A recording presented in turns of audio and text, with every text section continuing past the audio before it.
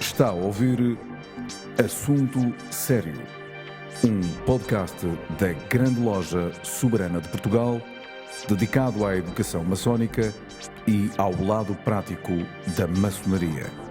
Levamos a todos vós um programa para maçons e não maçons, onde serão abordados temas maçónicos e profanos numa perspectiva maçónica.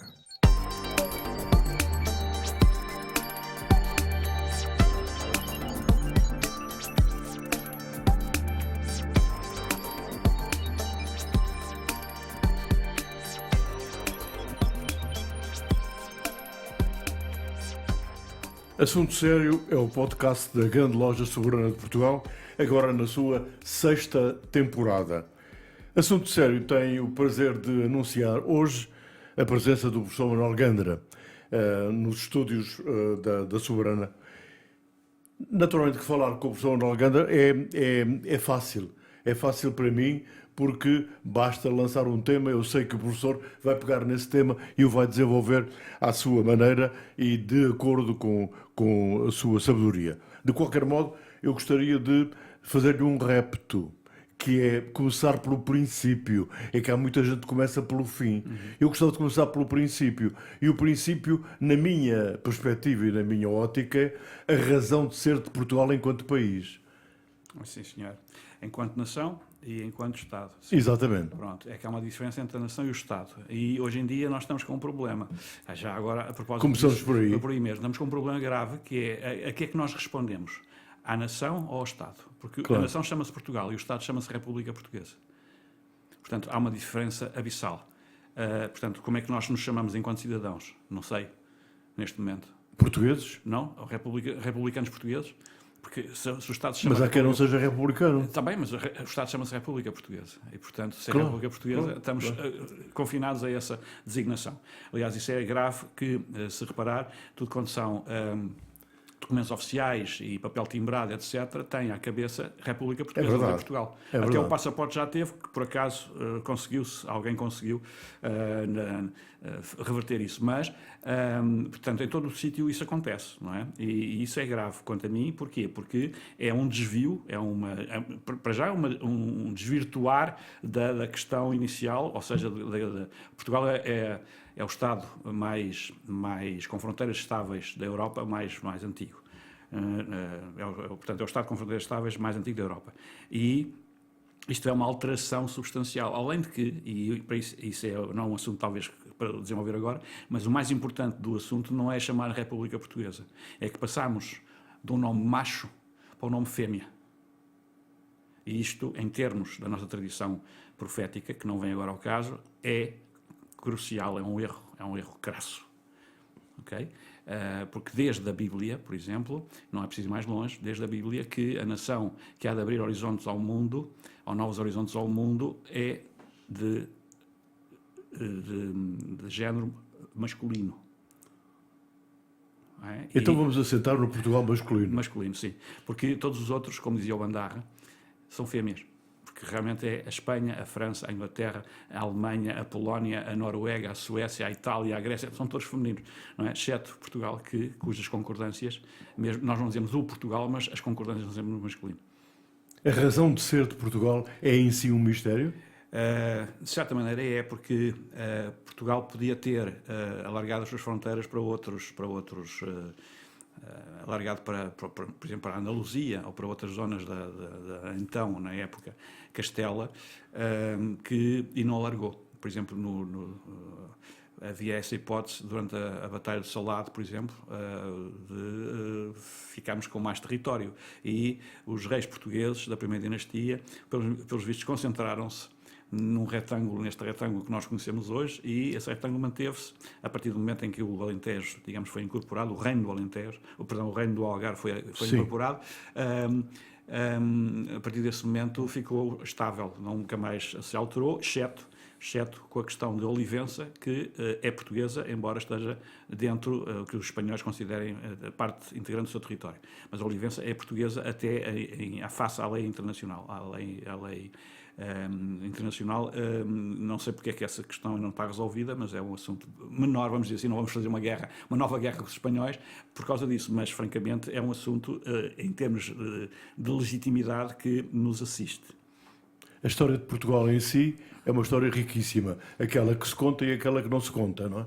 E qual é a mais importante é que não se conta, não é? É aquilo que se chama a história subterrânea, sim. Há uma história subterrânea que normalmente, evidentemente, é muito mais rica que a espuma dos dias, que é aquela história que se conta.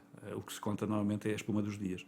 E o resto, isso não sou eu o primeiro a dizê-lo, não é? Muitos outros autores disseram antes de mim, e há um livro muito interessante do professor Fidelino de Figueiredo, exatamente sobre a questão da história, que ele chama subterrânea também, ou oculta, e que é determinante da outra que é visível, e não o contrário. Portanto, nós andamos perdidos um pouco, porque estamos perdidos na espuma. A espuma é uma espécie de nevoeiro também ao mesmo tempo. Andamos perdidos na espuma em vez de mergulharmos na profundidade das coisas para detectarmos a sua razão de ser mais genuína. O professor Manuel Gandra falou em nevoeiro, em neblina, em bruma, em espuma. Lembrei-me de Dom Sebastião, claro. Aliás, Dom Sebastião tem acompanhado o povo português que continua à espera que ele regresse. Este mito sebastiânico continua a existir dentro deste país? Sim,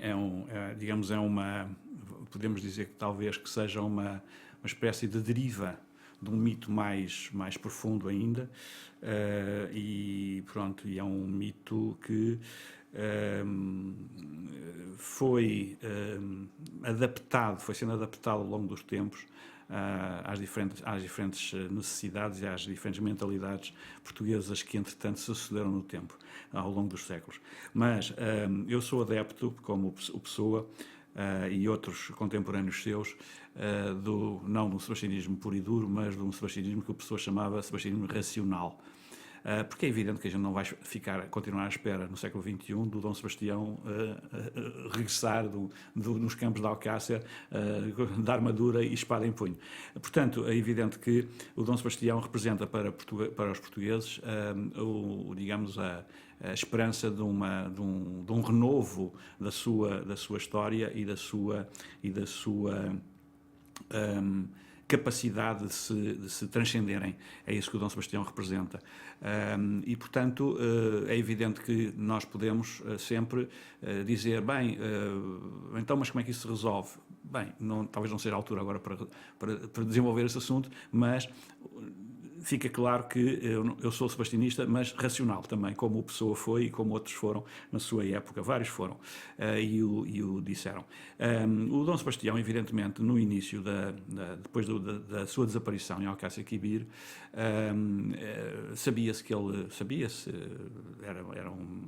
corria que ele não tinha sido morto em Alcácer Quibir e que tinha sido até aprisionado, o que se verifica ser verdade porque documentos que foram dados a conhecer recentemente há 20 anos mais ou menos, do arquivo Medina Sidónia, demonstram isso mesmo, com cartas autógrafas do Duque de Medina Sidónia para o Filipe e do Filipe ao Duque de Medina Sidónia. Portanto, dá para perceber que o Filipe sabia perfeitamente que o Dom Sebastião não estava morto, que tinha sido aprisionado pelos muçulmanos à saída da Batalha de Alcácer, com um grupo de portugueses que acabaram por ficar todos eles desaparecidos como o rei. Essa é a parte engraçada, porque houve portugueses cujos corpos nunca foram recuperados, não é? Se eles tivessem sido mortos, com certeza que os corpos seriam recuperados. Nunca foram recuperados. Ficaram, de certa maneira, a servir ou a formar uma corte em Larache, onde o rei viveu, conhecido apenas com o nome de O Prisioneiro. Nunca se dizia que era o Sebastião, era o prisioneiro. Isso está tudo na documentação, é muito interessante. Claro que há sempre teses contrárias, não sei o que mais, dizer que isso tudo é uma teoria da conspiração e que são manias. Pronto. Mas o que é facto é que na documentação, sobretudo do arquivo da Sidónia, as coisas estão claras. São cerca de 40 cartas onde as coisas ficam claríssimas. Até sabemos, por exemplo, quem é que venceu a batalha. Que foi um renegado português, ou seja, um português que se passou para o lado dos muçulmanos e que ia indicando, conhecia as nossas táticas militares e foi exatamente sempre adiantando-se aos nossos movimentos no campo de batalha e conseguiu desfeitear portanto, o exército português, que inicialmente esteve praticamente a ganhar a batalha. E depois a coisa voltou e deu o desastre que deu. No entanto, e esta história é uma história engraçada porque para nós estudarmos o submarino em detalhe e com conhecimento de todos os seus principais pormenores, temos que recuar. O Dom Sebastião não nasceu de geração espontânea. E o sebastianismo também não. Ou seja, todas aquelas teorias políticas e político-religiosas ou religiosas-políticas que o Dom Sebastião exprimia, não foi ele que as inventou. Ele recebeu-as de outros anteriores a ele. E o mais próximo dele foi o avô, o Carlos V, o Imperador Carlos V. E todos esses indivíduos, e podíamos desfiar uma lista de nomes que seria um pouco fastidioso, mas de nomes desde a Idade Média, que assumiam essa mesma postura. A ideia era, de acordo com uma profecia de origem bizantina, que é um texto que os nossos autores mais conhecidos evitam citar, exatamente porque se citarem têm que introduzir o Sebastião também nesse contexto, e então evitam citar, porque assim se chamam o Dom Sebastião idiota, cretino, etc., em vez de o integrarem numa tradição profética onde as coisas fariam sentido. E qual é o sentido básico dessa tradição profética? É de que, portanto, um rei, e o rei podia ser um qualquer, desde que ele assumisse exatamente essa missão, podia não se chamar Sebastião sequer, embora o nome Sebastião também fosse interessante, mas há uma explicação para isso também, por causa da etimologia do nome. Mas o rei que assumisse esse compromisso com a nação seria alguém que teria que obrigatoriamente perder uma batalha contra os muçulmanos para ficar perdido, entrar em tribulação durante algum tempo, ser dado como perdido e depois, de repente, diz-se na nossa profética, quando toda a esperança estiver perdida, então regressar e resolver o assunto definitivamente. Esta era a visão. Portanto, a Batalha de Alcácer Quibir foi perdida intencionalmente. Portanto, ainda mais estranho isto, não é? Mas a profecia tinha que se cumprir. Isso é a mesma coisa, eu costumo dar o exemplo comparativo seguinte. Quando Jesus chegou à altura de entrar em Jerusalém pela Porta Dourada, tinha que entrar pela Porta Dourada para ser reconhecido como Messias montado num burro. Se ele tivesse entrado a pé ou numa carroça, não era reconhecido como Messias. E, portanto, a profecia tinha que ser cumprida. E essa profecia está no Antigo Testamento, em vários livros do Antigo Testamento, e, portanto, tinha que ser rigorosamente, o retrato tinha que ser aquele, não podia ser outro. Porque se fosse outro, ele não seria reconhecido como Messias. Portanto, é a mesma coisa que se passa no que diz respeito ao Dom Sebastião. Claro que há uma diferença entre Jesus e Dom Sebastião, mas não interessa. A ideia de base é a mesma. Temos que, a profecia para se cumprir tem que ser rigorosamente tal e qual. Não pode ser adaptada nem consoante as conveniências e consoante os gostos e os desgostos. Portanto, tem que ser assim. Portanto, esta história é uma história, como imagina, que nos levaria muito longe, mas é uma história muito interessante que tem muitos meandros curiosos e meandros até menos curiosos, ou podíamos dizer, eu não diria fantásticos, mas tem muitos meandros que são escapa-me agora a palavra exata, não me ocorre a palavra exata para dizer isto, mas pronto, há muitos meandros desta história que são de pouca qualidade e que demonstram a pouca humbridade de quem digamos, apostou nessa visão. E nesse domínio há muita historiografia que está também inquinada. Não é? Porque os historiadores também, embora parecendo ser independentes, há muitos historiadores que simplesmente não são independentes e, portanto, fazem opções e as suas opções e os seus pressupostos acabam por inquinar depois os resultados da sua investigação. E é esse o problema. No meu caso, eu como não sou historiador, posso dar-me ao luxo de ter uma liberdade maior da ação. Claro. Claro. Mas seja como for, não fico sujeito àqueles preconceitos e àquelas inibições dos historiadores. Agora, evidentemente, eu considero-me um investigador e, para mim, a investigação não pode partir de pressupostos que me sejam agradáveis ou desagradáveis. Tem que partir de factos e a partir dos factos podemos então trabalhar. Claro que me vão dizer, mas nesse domínio do sebastianismo há muitos factos que são forjados. É verdade, mas se formos pesar quem é que forjou mais factos, eu posso garantir que quem forjou mais factos foram os anti-sebastianistas. Inclusive começando pelo corpo do Dom Sebastião. Se o Dom Sebastião não estava morto, como é que é possível aparecer com um corpo? Com um cadáver? Aliás, apareceu em Limoges, não foi? Não, o cadáver foi inventado pelo Filipe II. Foi o Filipe II que entregou o cadáver em Lisboa.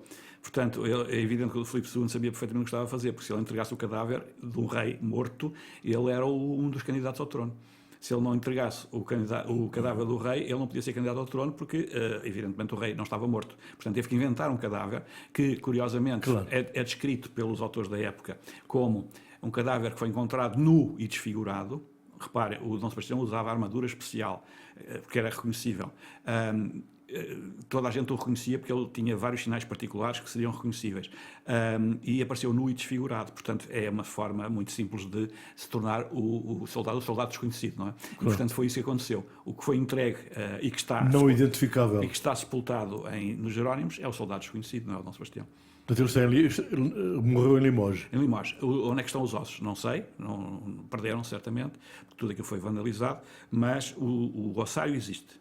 Eu tenho a garantia que existe porque há autores franceses que também o identificaram. Portanto, a medalha não sabemos onde está. Pronto, são detalhes, mas é um assunto que tem ainda muito que correr, tem muito que contar. E como a Manuel Catrineta, tem muito que contar, porque nada está terminado, nada está concluído. É preciso aprofundar mais algumas investigações. Agora, posso dizer uma coisa. Na minha perspectiva, só me falta a cereja para pôr, digamos, em cima do creme, não é? Só me falta a cereja. E a cereja, creio que poderá ser encontrada em Marrocos. Só que os marroquinos, a versão oficial da história marroquina diz que morreram 3 reis na batalha, entre os quais o Dom Sebastião, evidentemente. E, portanto, ponto final. Não querem mais investigação. Portanto, eu tentei, inclusivamente, junto do corpo diplomático aqui e mesmo junto de um antigo ministro do pai do atual rei de Marrocos, tentei, digamos, tentei abrir portas para... E ele disse, o Dom Sebastião morreu. Ponto. E a coisa foi de tal maneira ríspida que eu percebi que não queriam sequer continuar a conversa. Aqui em Lisboa, com o corpo diplomático, a senhora, que na altura era embaixatriz, disse-me que é um assunto muito pouco querido dos marroquinos, porque quem for fazer uma investigação desse género para descobrir novas coisas, mesmo que elas existam, ficará marcado negativamente e será proibido de entrar em Marrocos outra vez. Portanto, mas o que é a cereja, quanto a mim? A cereja são alguns documentos, não sei quantos exatamente, mas pelo menos serão 4 ou 5 documentos, atestando a recepção ou recebimento de uma tensa pelo secretário do rei, Dom Sebastião, que andava a fazer diplomacia fora de Marrocos, pela Europa fora, sobretudo em França e Inglaterra, que eram os únicos Estados não Habsburgo da Europa na época. É preciso também termos isso em consideração, a geopolítica é muito importante nestes casos, e esse indivíduo andava a fazer diplomacia e recebia do, então, xerife de Marrocos, uma tensa para pagar as despesas. E, portanto, só me falta encontrar esses documentos em que ele deve ter assinado que recebeu a tensa. Não? E quando os encontrar, lá está a cereja no topo do bolo. Eu não sei árabe, portanto, eu não serei a pessoa adequada para o fazer, mas mesmo que seja um marroquino, o marroquino não pode dar a conhecer isso em Marrocos, porque ficará sempre, claro, mal visto e marcado negativamente. Uma coisa é certa, Dom Sebastião, quando foi para o Alcácer Quibir, já sabia que não ia voltar. Exatamente, Dom Sebastião já tinha isso. Aliás, ele fez uma coisa muito interessante. O Dom Sebastião começou a distribuir retratos duplos. Um retrato com 2 faces. Há vários exemplos disso. Até no Museu da Arte Antiga há vários exemplos. Retrato com 2 faces. Um retrato jovem, como era quando foi para o Alcácer Quibir, e na outra face um retrato dele velho, dizia ele, quando eu regressar. Portanto, dá para perceber que ele tinha esse plano e tinha essa visão e tornou-a evidente através ou por intermédio de um retrato duplo, jovem e velho. De certa maneira, professor Manuel Alcântara, e eu já tinha falado nisso no início, dá a ideia de que os portugueses são um pouco sebastiânicos, continuam sempre à espera de qualquer coisa que há de chegar. Sim, mas isso é a saudade, isso é a nossa saudade. Isso Tem a ver com isso, não é? É o que nós chamamos de saudade, sim. A saudade é a saudade que temos que distinguir saudade. A saudade é muito nossa, é? Saudades, quando nós perdemos alguma coisa, dizemos que temos saudades disso que perdemos. Sim. Mas quando utilizamos a palavra saudade, isso reporta qualquer coisa que nós não conhecemos, ou eventualmente Sim. não conhecemos, mas que queremos atingir. E isso digamos, é a saudade no seu sentido pleno. Gostava que me falasse um pouco, porque naturalmente, se o professor começar a falar sobre esse assunto, teremos mais 2 ou 3 podcasts feitos, que é o Projeto Templário. Bem, isso é Portugal inteiro. Sim, Isso é pois, Portugal inteiro. pois. Isso é Portugal inteiro. Porque desde os inícios, desde o Afonso Henriques, numa doação, é uma das primeiras doações que ele faz aos Templários, do Castelo de Soura, afirma no documento que faz a doação por amor de Deus e por ser confrade, por ser confrade dos Templários. Confrade significa que o Dom Afonso Henriques não era templário. Ser confrade não é ser templário, não é ser frade. Havia os frades e havia os confrades. O frade era o cavaleiro que fazia os 3 votos e o confrade era um indivíduo que podia não fazer qualquer voto. Era, digamos, uma espécie de ordem terceira da Ordem do Templo. Era membro da Ordem Terceira da Ordem do Templo, como a Ordem Terceira de São Francisco, etc. Pronto, e nesse caso não se faz votos, digamos, faz-se uma profissão de fé, mas não se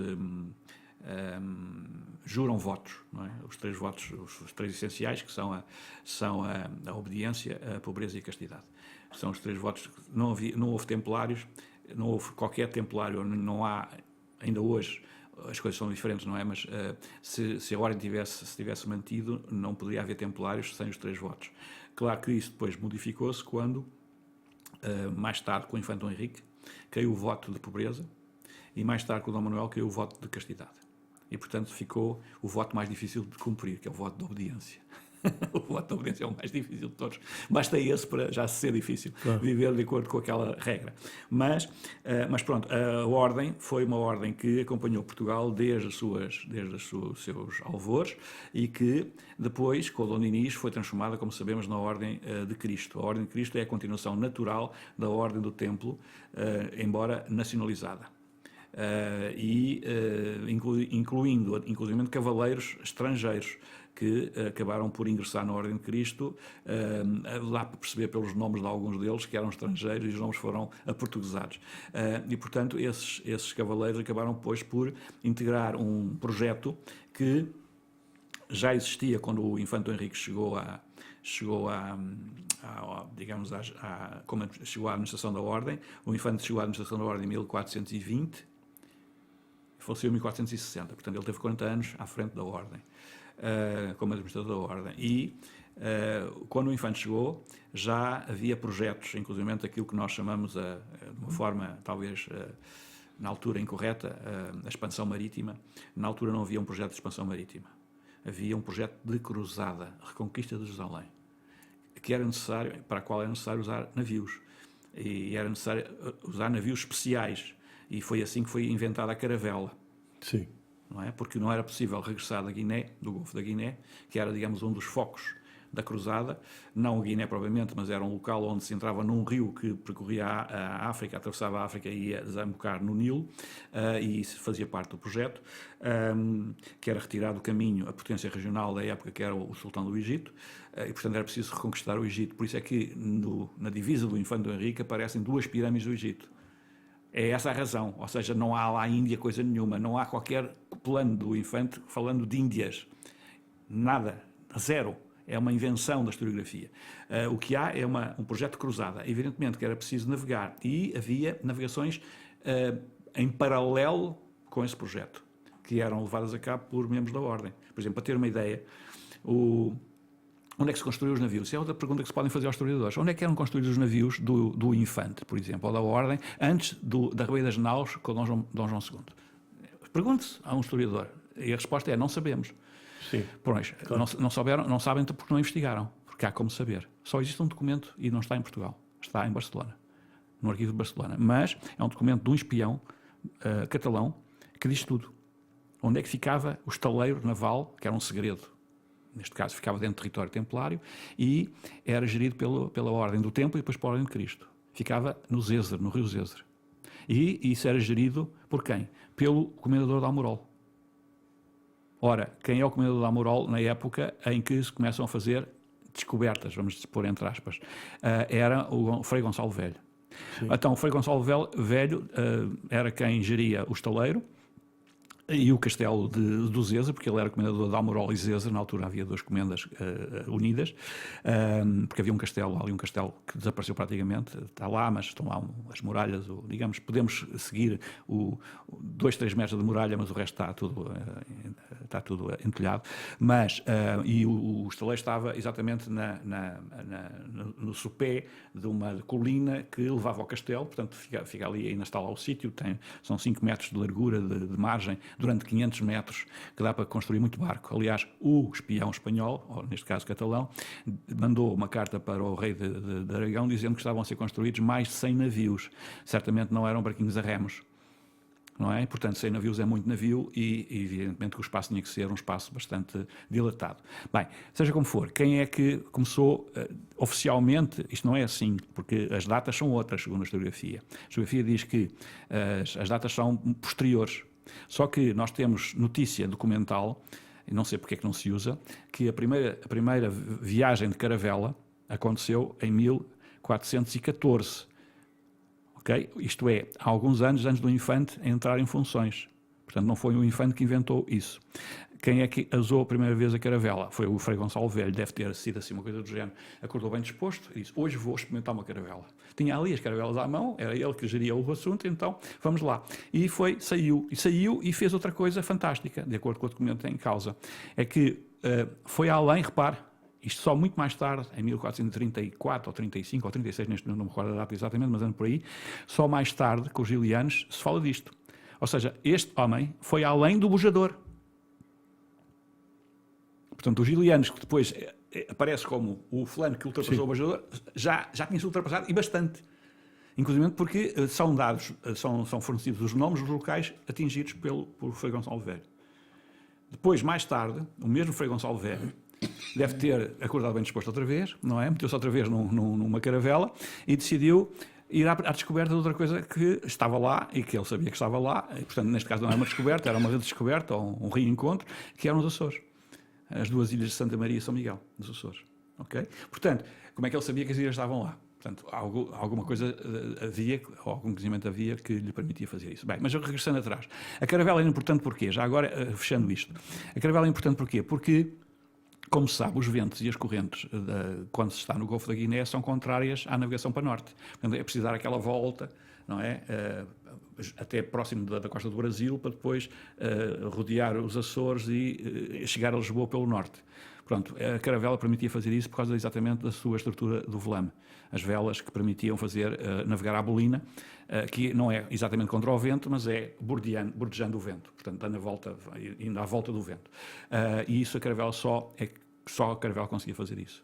Mais nenhum barco conseguia fazer isso na época. E mesmo depois não havia muitos barcos a serem utilizados no Atlântico, porque no Atlântico essa era a forma de navegar, sobretudo quando se vinha do sul, era a forma de navegar e de chegar a Lisboa. Mas pronto, após essa parte do Infante, temos depois o Dom Manuel, que é outro personagem que assume perfeitamente o projeto do Infante, o projeto Cruzada do Infante.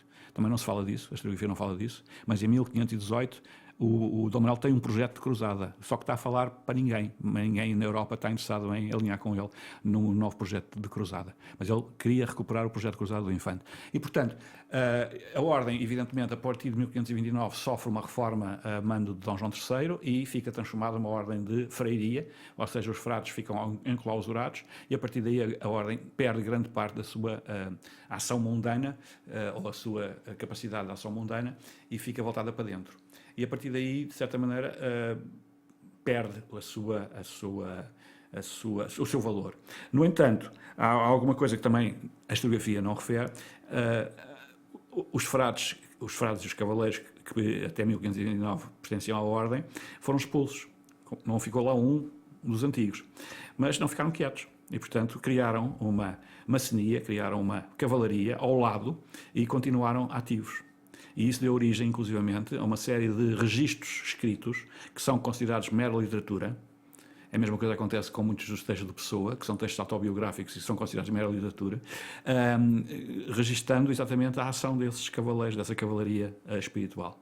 E é uma coisa fantástica que está a ser estudada com minúcia. É um projeto nosso da Associação Saudade.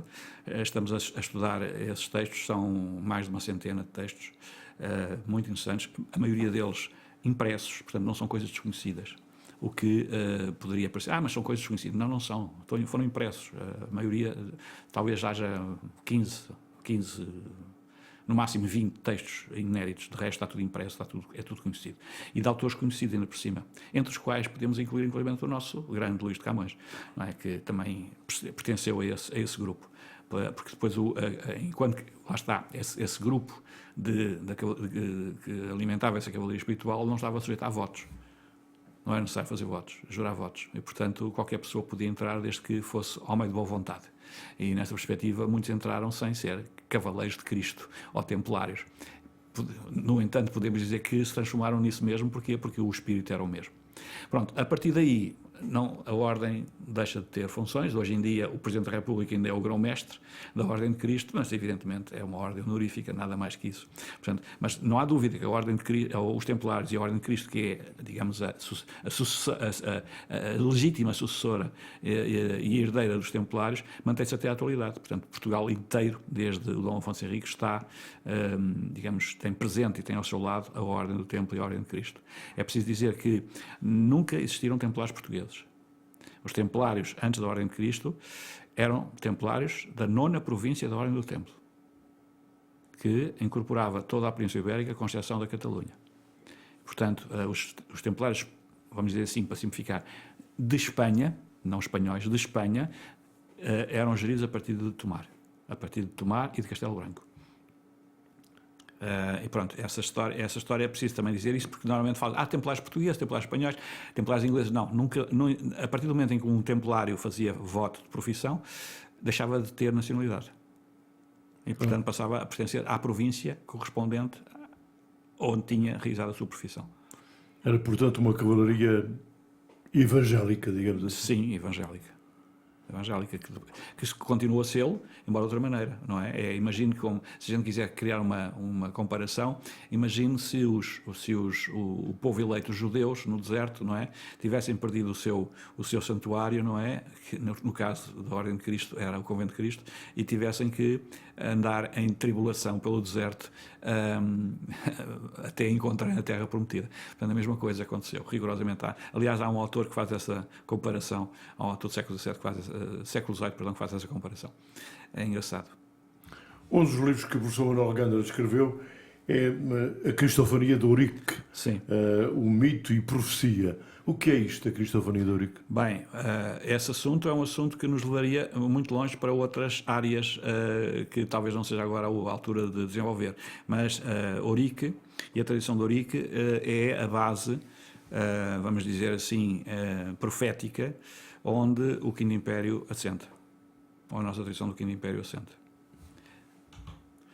E, portanto... Vamos ter um podcast sobre o Quinto Império, onde naturalmente a Cristofania de Eurique virá muito, a propósito, falar.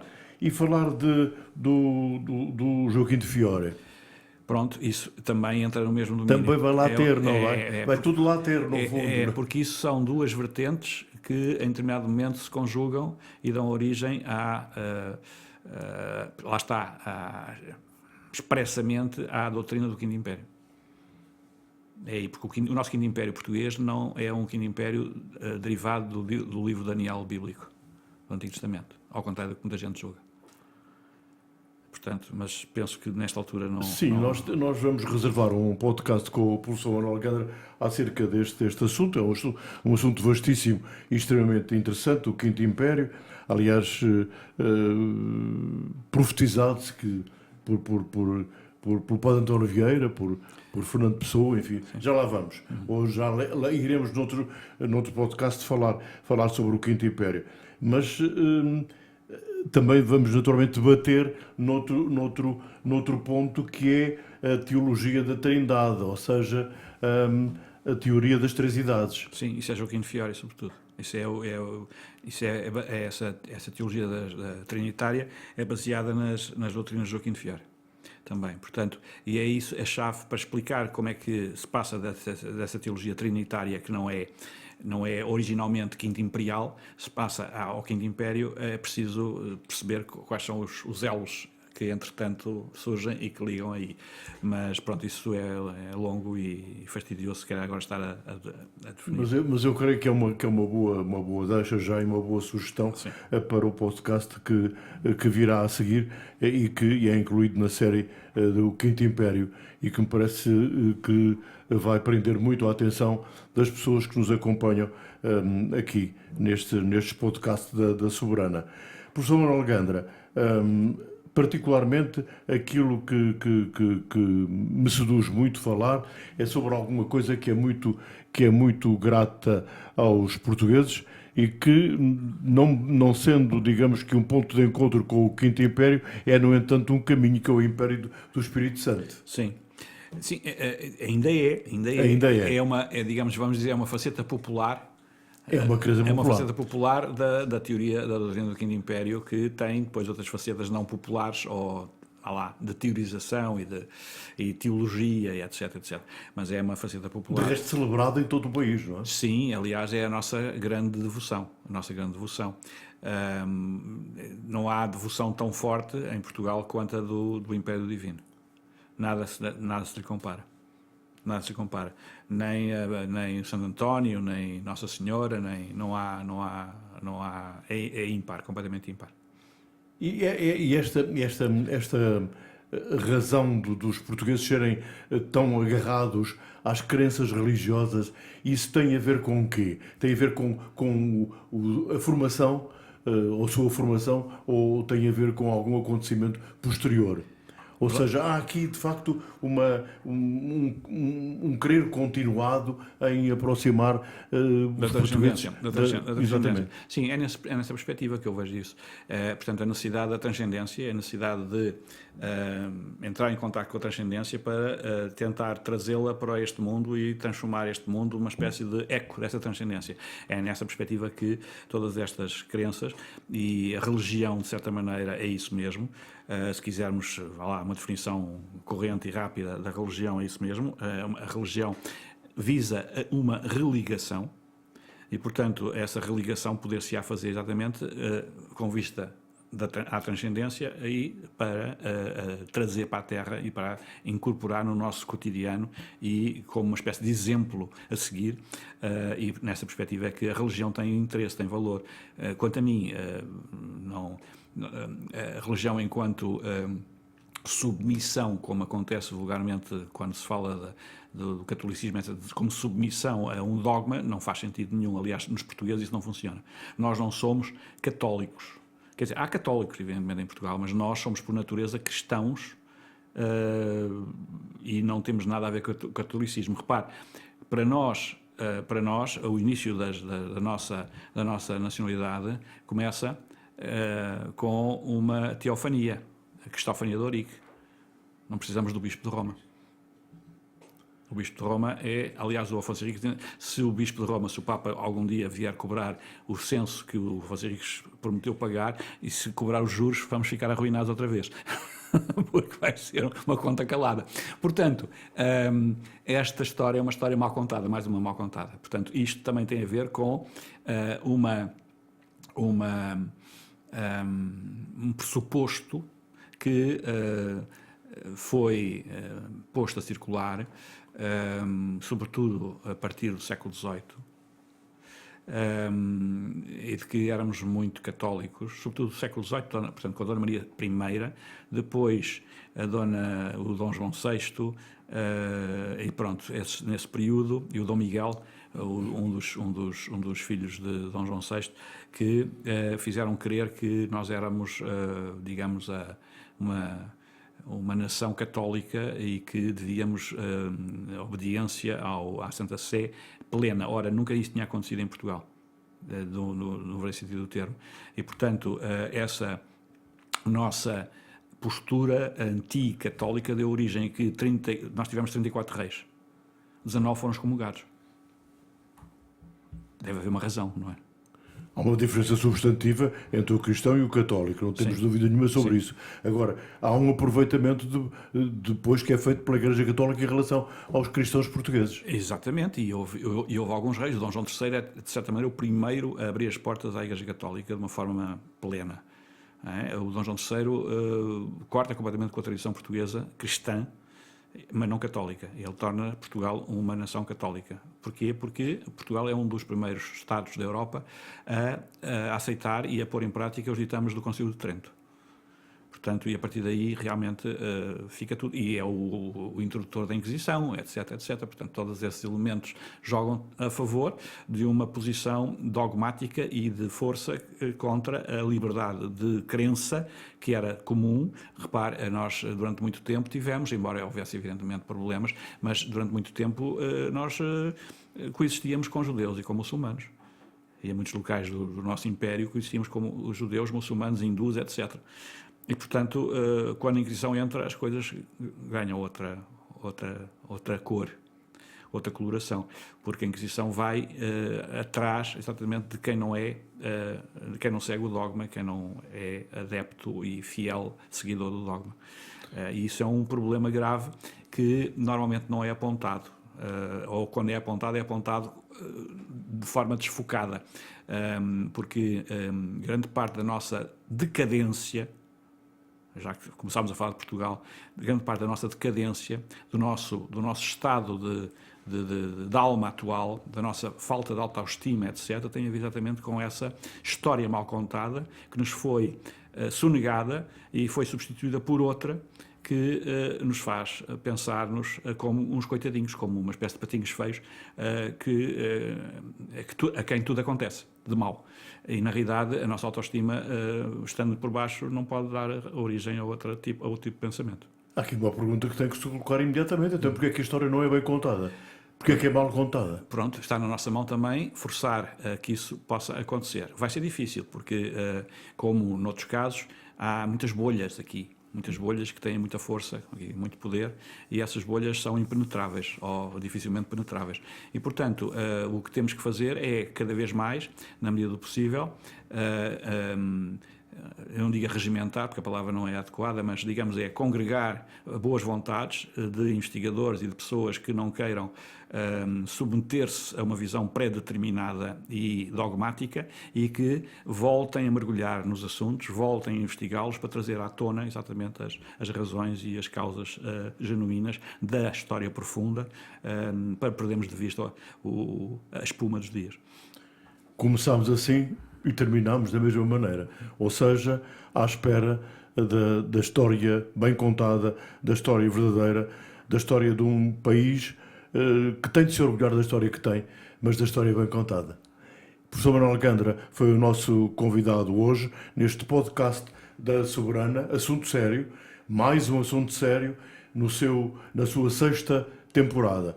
E ficamos, então, à espera da próxima oportunidade de estarmos convosco.